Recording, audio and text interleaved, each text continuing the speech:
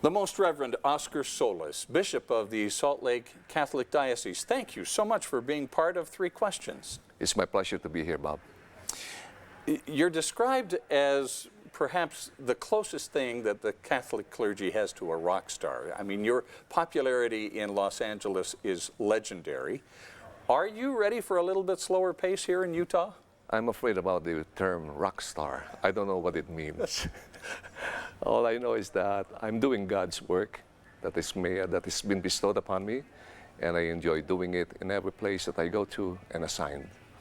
Tell me a little bit about the pace here in Utah that you've been able to perceive so far as compared to Los Angeles or Louisiana or New Jersey where you've been before. I have been here for the past 2 weeks only, so I really don't have an overall grasp of Utah. All I can say is that I am a recipient of the warm, very warm hospitality of the people of Utah. Ever since I arrived here, I have been receiving just warm welcome and affirmation and gratitude for accepting the task of being a shepherd here in the Diocese of Salt Lake City.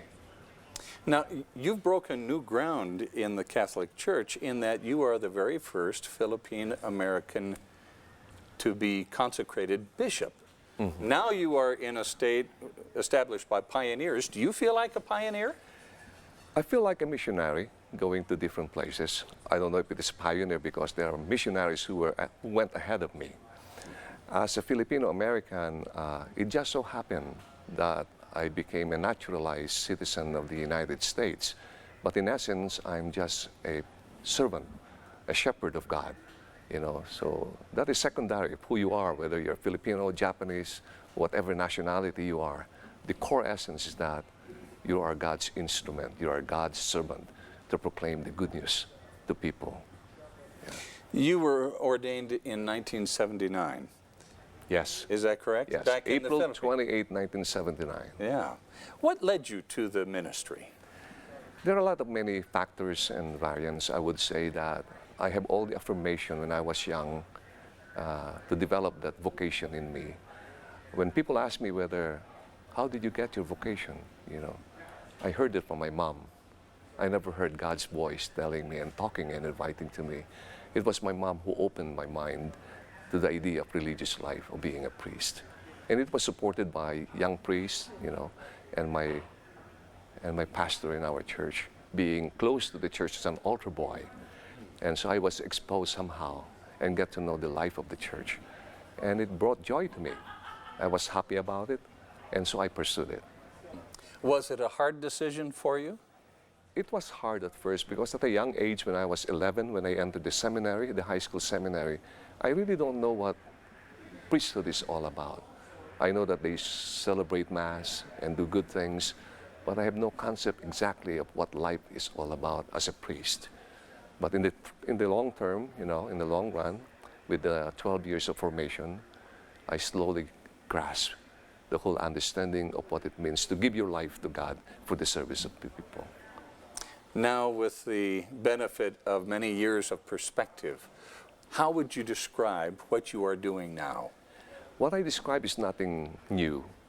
It's what other religious leaders do as a part of their life, as their life itself. I find joy in doing what I do as a priest, as a bishop, as a shepherd. I enjoy sharing the joy of faith, the joy of having and knowing God in your life. Nothing special. I don't preach a different language. I don't preach a different message. I only preach Jesus Christ, and the gift of salvation, the love that He has for us, so that people may have that hope in Him and hope in the world.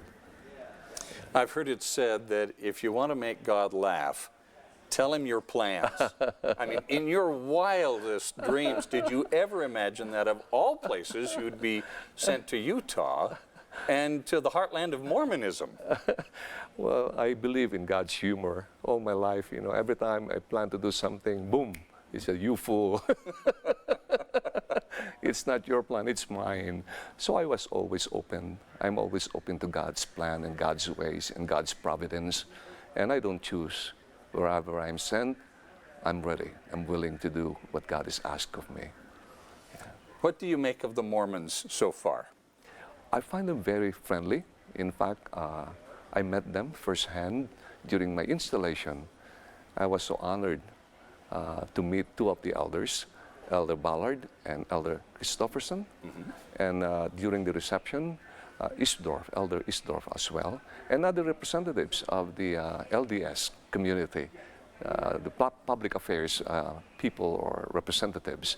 And that is very flattering for other faith leaders to be a part of this Catholic event in the Diocese of Salt Lake City. It just reveals the close connections and partnership of the different faith denominations doing only one common thing: to serve the people and to work for the common good of our people. You're still early in your ministry here, but have you been able to determine what the needs are here in the Salt Lake Diocese? And if you've been able to determine those, have you been able to kind of lay out a plan to answer those needs? I don't want to preclude anything. It's too early. I'm here 2 weeks only, and I really don't have a full grasp. And so I'm in a learning stage. I'm learning stage and studying what is the faith life of the people in Utah? What is the situation of our local church? And what are the needs of the people? You know, so I jokingly told my staff and all my partners in the ministry that my first motto arriving here in the Diocese of Salt Lake City is simple. I come here not to serve, but to observe. I need to learn first before I apply whatever I have in my mind in order to lead the flock that I was entrusted in my pastoral care. So I have no personal agenda. I want to learn. I want the people to teach me. How can I be of help to you? How can I be a shepherd to you? How can I help you to bring you closer to God, you know, and find the joy of living our faith? What impresses you most about Utah Catholics? They're warm, hospitable. That is what the church stands for: welcoming, making you feel at home. You're one of us. You're a family. I think that is the essence of our faith, of our church. You know, to have the bridge and connection immediately, that you are no different, whoever you are. You're one of us. You're a brother. You're a sister. You're family, where you can learn to embrace each other immediately. Yes. Pope Francis is said to be considering the idea of priests marrying in the Catholic Church. Is that a good thing? I don't know if the word considering married clergy is the idea of the Holy Father. I have not read the entire document and studied what is the context of that statement that was being discussed. But I would say is that I see the Holy Father as very open to the prompting of God's grace. Wherever the church is led by the Holy Spirit, that's where we travel.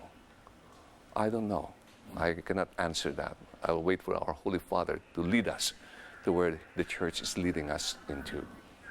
From your perspective, if the Holy Father were to grant that priests should marry or can marry, what effect do you think that would have on the ministry and on the church as a whole?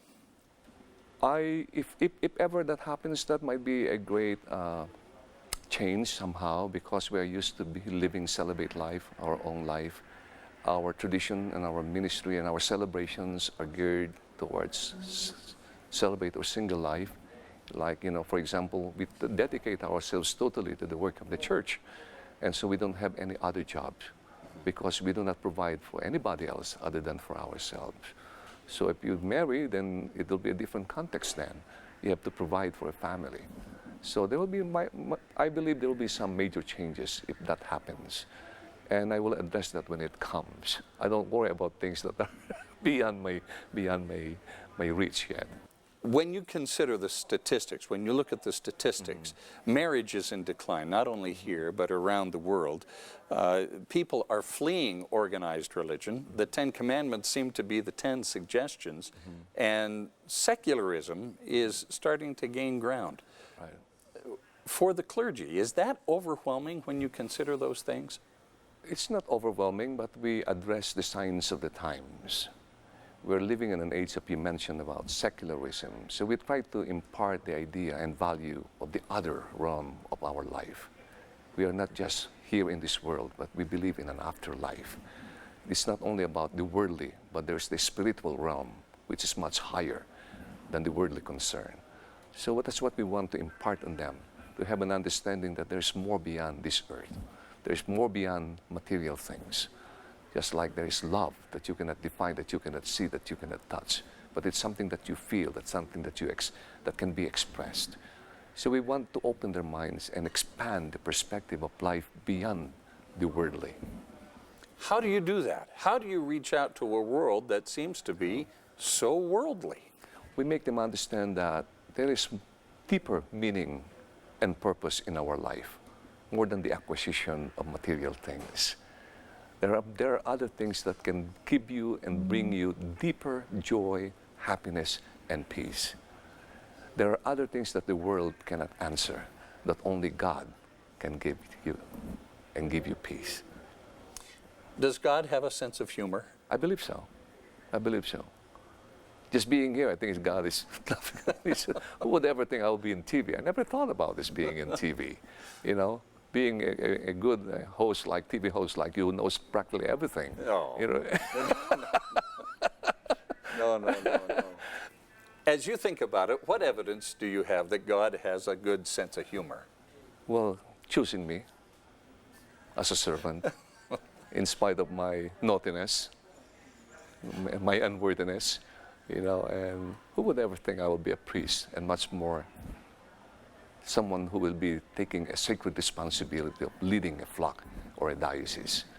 You know, it goes beyond my imagination. I never dreamt of it at all, you know. And I believe that, I don't know how to explain it. In fact, when I die, that will be my first question to God. I said, how in the world did you choose me? You know, were you calling me, or you were calling my neighbor and I was the one who overheard it and say, let me be the one? I'll go. That's my sense of humor that I see. For those who are feeling a need to come back to the church, but don't know where to start, what would you say to them? All I can say is that there is always hope. There is always a new beginning. The road to God is wide open. The love of God is embracing. You know, it's worth trying it. You know, and I don't convert. God's grace is the one that converts. And that's why open your heart. Let God touch you. Allow God to form you and remold you again. And He opens the door for everybody. And that's what I tell everyone. I'm so happy, and I will try to help them find that way, you know, to lead them, help them and guide them. Hopefully that they may find what they were looking for in God. Yeah. Utah Catholics are a very faithful lot. How does it feel having so many people praying for you? That is the most flattering, and I would say a sign of God's love for me. I know how difficult it is. I know the many challenges of being a responsible shepherd. But when you know that the flock is behind you, it gives you somehow confidence that I know that God will be with me, God will be on my side, and no matter what, it is not about being successful anyway. It is about being faithful. Faithful to your commitment, faithful to your responsibility, faithful to your task, to your ministry, and faithful to God. That's what matters. When you see what's going on in our country right now, the great division, the political divide that is there, how do you see a path forward to heal that divide? I'm saddened. I'm saddened by the polarization and division that we see in our families with divorce. We see the polarization and division in our society. People are categorized and defined whether they are Republicans politically or Democrats, status of life, rich or poor, nationality, cultural traditions. There's so much that divides us that really saddens us because we are just one God's family. And our role as leaders of our church to see to it that instead of building divisions or walls, we build bridges in order to develop that harmonious relationship between each other. So people may learn to live in peace, in harmony, and in justice. The Most Reverend Oscar Solis, Bishop of the Salt Lake Catholic Diocese, thank you so much for being part of Three Questions. Thank you so much, Bob, for this wonderful opportunity to share with you what we believe, what we profess, and what we love to do for the good of our people. We're delighted to have you here. My pleasure always. God bless you too. God bless you. Take care. Thank you.